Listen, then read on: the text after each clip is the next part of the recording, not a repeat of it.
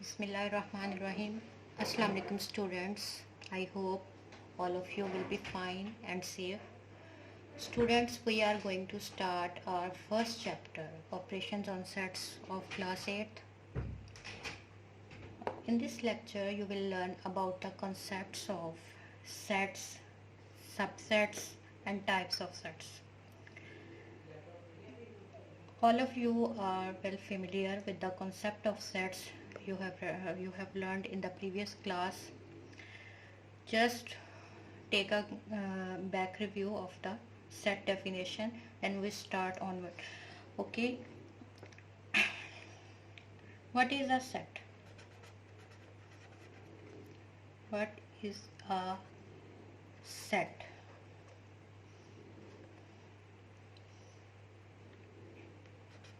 A set is a collection of well-defined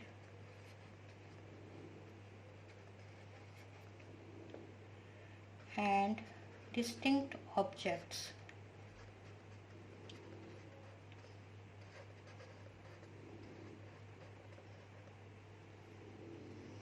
A set is a collection of well-defined and distinct objects.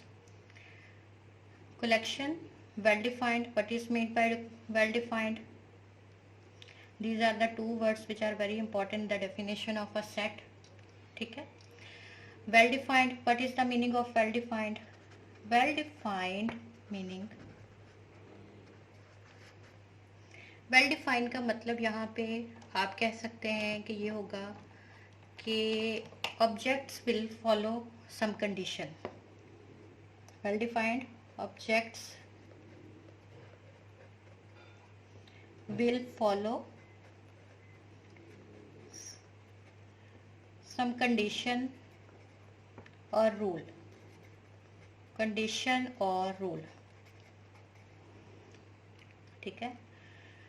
और well defined objects को आप ऐसे भी ले सकते हैं कि ये आपकी वेल डिफाइंड ऑब्जेक्ट्स मीन ये भी हो सकता है कि objects with proper boundary can be moved, either can be moved, touched, measured and can be handled different ways. ठीक है?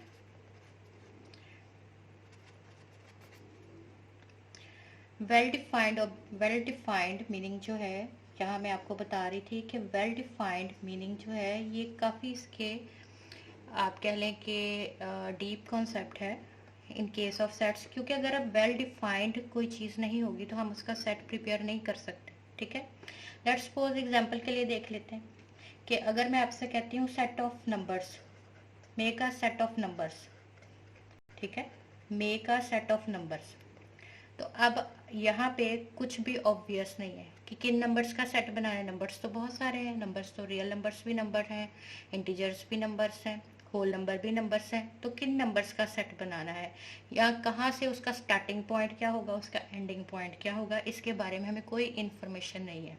तो वेल डिफाइंड का मीनिंग होता है कि कोई भी एम्बिग्युइटी ना हो. ठीक है? बिल्कुल ऑब्वियस और क्लियर. और लेट्स सपोज के मैं आपको बताती हूँ कि जैसे आप लिखते हैं set of natural numbers greater than and equal to 10. ठीक है? अब यहाँ पे जो भी सेट बनेगा वो इस कंडीशन को फुलफिल करेगा. इस कंडीशन को क्या करेगा? फुलफिल करेगा. ठीक है? यहाँ पे आई होप कि थोड़ा सा आपको वेल डिफाइंड का आप लोगों ने ये पढ़ा हुआ है पहले. ठीक है? तो मैं आपको थोड़ा सा जस्ट एक्सप्लेन कर रही हूँ कि आपके माइंड में दोबारा से थोड़ा सा रिफ्रेश हो जाए. ठीक है? तो set of natural numbers greater than and equal to 10. ठीक है? यहाँ से आप इसका सेट बनाएंगे तो इसका सेट क्या बनेगा? 10, 11, 12, क्योंकि ये इन्फिनिट सेट है। इन्फिनिट सेट के बारे में भी आप जानते हैं कि इन्फिनिट सेट क्या होता है। इन्फिनिट सेट होता है कि the set which no boundary, जिसका एंडिंग पॉइंट हमें पता ना हो, that is called a infinite set. क्योंकि अगर लेट्स सपोज अगर ये लेस देन 10 होता तो फिर हमें पता है नेचुरल नंबर स्टार्ट ही 1 से होते हैं, तो फिर ये फाइनाइट सेट बन जाता है। In this case it is an infinite set. ठीक है, अब कोई और देखते हैं कि लेट्स सपोज अगर आपसे कहा जाता है set of students, make a set of students. Who students, मतलब कौन से स्टूडेंट्स, कहाँ के स्टूडेंट्स, ये हमें जब तक वेल डिफाइन नहीं किया जाएगा हम उनका सेट नहीं बना सकते।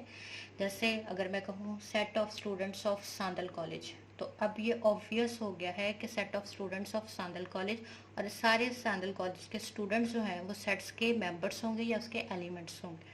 ठीक है, दूसरा वर्ड इसकी डेफिनेशन में है, कौन सा है, डिस्टिंक्ट।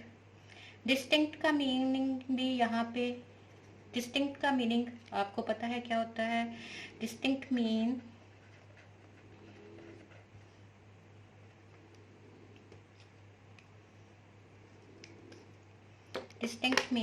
डिस्टिंग्विशेबल।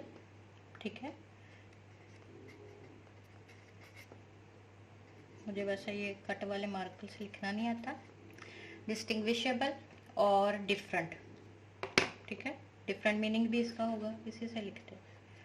ठीक है, डिफरेंट भी इसका मीनिंग होगा, यानी कि लेट्स सपोज मैं इसको कि हर नंबर जो एक सेट का पार्ट होगा वो दूसरे नंबर से डिफरेंट होगा, डिस्टिंग्विशेबल होगा, या जो भी ऑब्जेक्ट होगी वो डिस्टिंग्विशेबल होगी। ठीक है, अब हम जैसे यहाँ पे देखते हैं कि लेट्स सपोज मैं आपसे कहती हूँ कि make a set of class logistics, make a set of class logistics. तो आप इसमें सेट, आपको पता है कि यूजुअली क्लास में chairs, table, soft board, white board, duster, cupboard, dustbin, इस तरह की चीज़ें होती हैं। ठीक है, make a set of class logistics. अब हम जानते हैं कि हम एक क्लास में 30 सीट्स हो सकती हैं, 30 से ज़्यादा भी चेयर्स हो सकती हैं, लेकिन हम जब सेट बनाएंगे तो उस चेयर्स को एक ही दफ़ा पुट करेंगे। Chair, table, white board, soft board, okay, what ever, जो भी। लेकिन यहाँ पे चेयर को हम 30 टाइम तो नहीं लिखेंगे, 1 टाइम ही लिखेंगे, क्योंकि chairs are identical, they are the same thing. ठीक है, अलबत्ता chair, table, white board, soft board, these are the distinct things, distinguishable things. That's why in case of set, repetition of things, repetition of objects is not allowed, and that's why we write the we don't write the identical things। ठीक है, हर जो आपका element होगा वो distinct होगा। ठीक है, next हम लोग चलते हैं जो कि हमारा मेन